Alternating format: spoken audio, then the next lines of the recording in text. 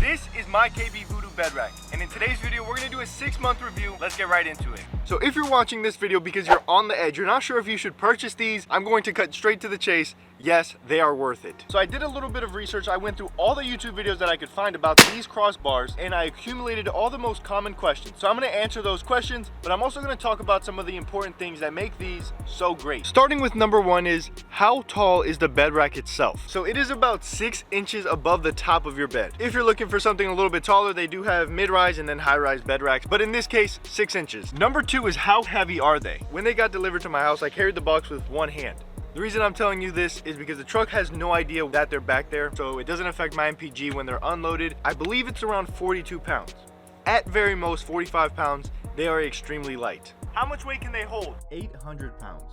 You're probably realizing now that my lips are not synced up, and that's because during recording I said 300 pounds, but it's really 300 pounds dynamic and 800 pounds static. Does it work with the bed cover?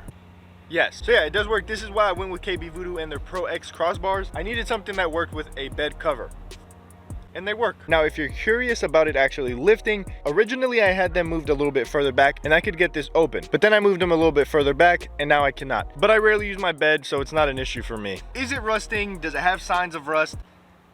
No. Whenever there's a product and you need dummy testing, I'm the guy. I have scraped this thing, I've dinged it up, I've hit it, I've used it improperly, and it just keeps going. The coating that's on here is absolutely great. I'm surprised there isn't bare metal showing just yet. It is just like I got it when it's new. Of course, it's a little bit dirty, but there is no rust.